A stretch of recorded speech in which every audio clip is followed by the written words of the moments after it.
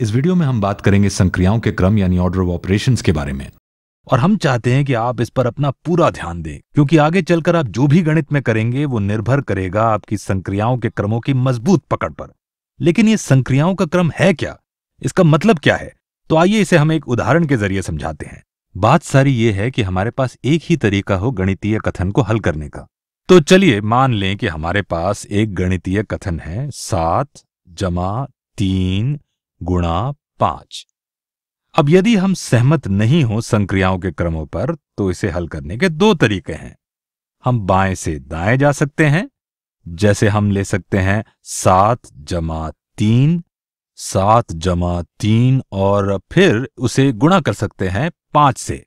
तो 7 + 3 होगा 10 और अब हम इसे गुणा करेंगे 5 से, तो 10 × 5 बराबर होगा 50 के। 10 × 5 will get you 50। तो यह है एक तरीका इसे हल करने का। आपको शायद ये स्वाभाविक तरीका लगे बाएं से दाएं और जाते हुए हल करना। दूसरा तरीका इसे हल करने का यह है कि पहले हम गुणन करें और फिर जमा करें। तो आइए शुरू करते हैं। नया रंग ले लेते हैं। 7 जमा पर पहले हम 3 × 5 करेंगे, तो 7 + 3 × 5 जो होगा 7 जमा 3 × 5 हुआ 15 और 7 + 15 होगा 22। 7 + 15 is 22। अब आप ध्यान से देखिए, हमने इसे हल किया है दो तरीकों से। यह था सीधा साधा तरीका बाएं से दाएं जाने का, जहां पहले योग किया और फिर गुणा किया। दूसरे तरीके में हमने पहले गुणा किया और फिर योग किया और हमें मिले दो विभिन्न उत्तर। लेकिन ऐसा नहीं होता गणित में। अगर ऐसा हुआ तो बहुत गड़बड़ हो जाएगी। मान लीजिए योजना हो चांद पर जाने की और दो वैज्ञानिक उस पर काम कर रहे हों अपने अपने कंप्यूटर पर दोनों के तरीके अलग हों, तो शायद उपग्रह चांद पर पहुंचने के बजाय मंगल पर पहुंच जाए। ये पूरी तरह से अस्वीकार्य होगा। इसलिए जरूरी है कि निर्धारित नियम हो संक्रियाओं के क्रमों का, निर्धारित तरीका हो ऐसे उदाहरणों का हल करने का। तो संक्रियाओं के क्रमों के नियम के अनुसार हम पहले कोष्ठक यानी पैरेंथेसिस का उपयोग करें। चलिए इसे यहां लिखते हैं, कोष्ठक यानी पैरेंथेसिस, फिर घातांक यानी एक्सपोनेंट्स। और अगर आपको घातांक यानी एक्सपोनेंट के बारे में कोई जानकारी नहीं है तो कोई बात नहीं, क्योंकि इस वीडियो में हम घातांक यानी एक्सपोनेंट्स के कोई उदाहरण नहीं लेंगे या उनके बारे में कोई बात नहीं करेंगे। इसके बाद गुणन यानी मल्टीप्लिकेशन। इसके बाद हम करेंगे गुणन और विभाजन। इनकी प्राथमिकता समान स्तर पर होती है। और फिर आखिर में योग यानी एडिशन और व्यवकलन यानी subtraction. Finally addition and subtraction.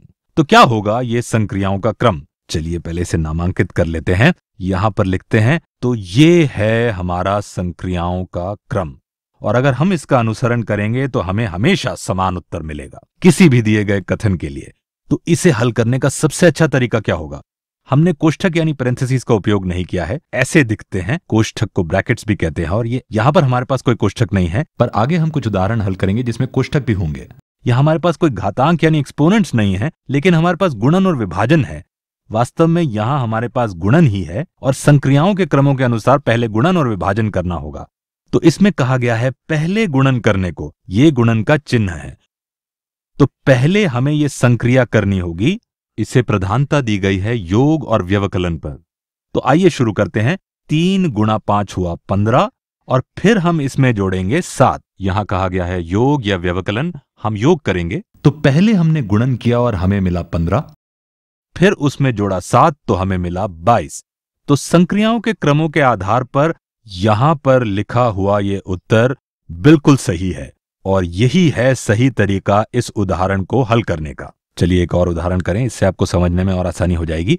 और इस बार हम गुलाबी रंग का प्रयोग करेंगे। तो मान लेते हैं हमारे पास है 7 + 3, 7 + 3। यहां पर कोष्ठक लगाते हैं, गुणा 4 भाग 2 घटा 5 × 6।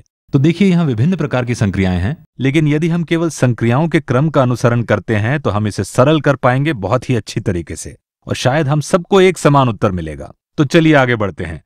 सबसे पहले हमें देखना है कि क्या इस उदाहरण में कोष्ठक यानी पैरेंथेसिस का उपयोग है। हाँ बिल्कुल है। ये देखिए यहां कोष्ठकों के अंदर 7 + 3 है। तो पहले हम इसे करेंगे। तो 7 + 3 होगा 10। तो इसे हमने सरल कर दिया इन संक्रियाओं के क्रमों के आधार पर। तो 10 गुणा ये विभिन्न संख्याएं। अब इसे हम कॉपी और पेस्ट कर लेते हैं बजाय दोबारा लिखने के। अब इसे हम यहां पर पेस्ट कर देते हैं। तो ये सरल होकर हुआ 10 गुणा ये विभिन्न संख्याएं। तो पहला चरण था कोष्ठकों का। अब हमें क्या करना है, क्योंकि और कोई कोष्ठक तो है नहीं इस व्यंजक में, तो क्या कोई घातांक है यहां पर? नहीं, हमें तो कोई नहीं दिख रहा। पर यदि आप जानना चाहते हैं कि घातांक क्या होता है, तो ये है एक उदाहरण, 7 का वर्ग। ये छोटी सी संख्या आप देख रहे हैं, इसे वर्ग कहते हैं। अब यहां कोई घातांक तो है नहीं, तो चलिए आगे बढ़ते हैं। अगले चरण में गुणन यानी मल्टीप्लिकेशन और विभाजन यानी डिवीजन। तो आइए अब इन्हें देखते हैं।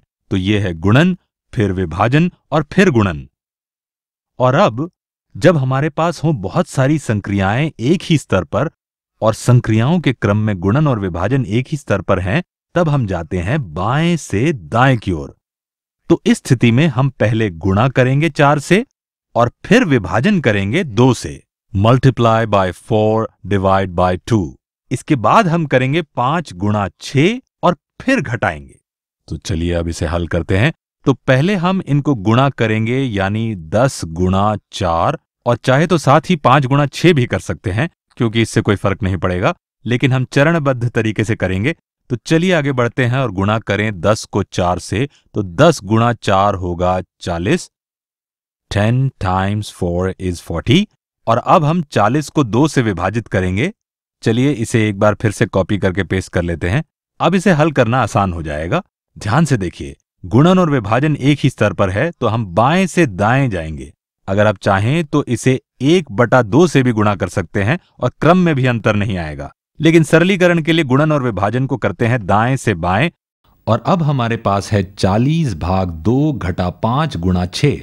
तो विभाजन, हमारे पास एक विभाजन है यहां, तो चलिए शुरू करते हैं। तो देखिए, हमें यहां विभाजन करना है और यहां गुणा करना है, और क्योंकि ये दोनों साथ में नहीं है तो हम इन्हें साथ साथ भी कर सकते हैं। और इस बात को स्पष्ट करने के लिए कि पहले हमें विभाजन करना होगा और फिर घटाना होगा, क्योंकि गुणा और विभाजन को प्रधानता दी गई है योग और व्यवकलन पर, ऐसे में हम यहां पर कोष्ठकों का प्रयोग कर सकते हैं। इन्हें हम पहले हल करेंगे, फिर घटाने की प्रक्रिया करेंगे, क्योंकि गुणन और विभाजन को प्रधानता दी गई है। तो 40 विभाज्य 2 होगा 20। यहां लगाया घटा का चिन्ह। घटा 5 गुणा 6 होगा 30। 20 घटा 30 बराबर होगा ऋणात्मक 10 के, और ये ऋणात्मक 10 है हमारा सही उत्तर। अब हम आपको एक बात साफ साफ कहना चाहते हैं कि अगर आपके पास समान स्तर की संक्रियाएं हैं, जैसे कि 1 जमा 2 घटा 3 जमा 4 घटा 1, यहां योग और व्यवकलन एक ही स्तर पर हैं संक्रियाओं के क्रम पे, तो आप जाएंगे बाएं से दाएं। तो इसे आप इस प्रकार से हल करेंगे।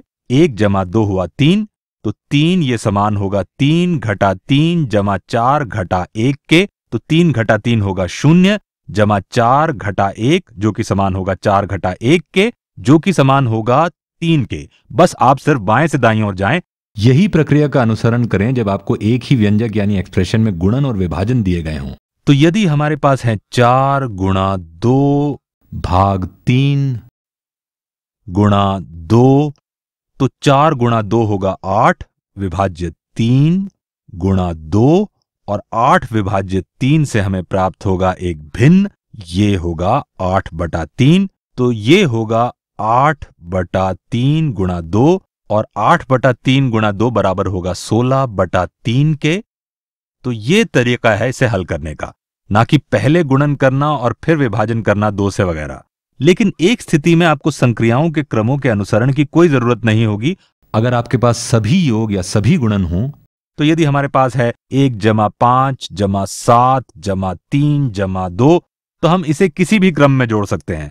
हम 2 जमा 3 कर सकते हैं, मतलब दाएं से बाईं ओर जा सकते हैं, बाएं से दाईं ओर जा सकते हैं, चाहे तो बीच में से शुरू कर सकते हैं, बशर्ते ये सभी योग हों या फिर सभी गुणन हो, जैसे कि 1 गुणा 5 गुणा 7 गुणा 3 गुणा 2। ऐसे में कोई फर्क नहीं पड़ता हम किस क्रम का उपयोग करें, लेकिन यह सिर्फ लागू होता है अगर सभी गुणन हो या सभी योग हो। लेकिन यदि यहां पर विभाजन भी है और व्यवकलन भी है, तो बेहतर होगा कि आप बाएं से दाईं ओर जाएं।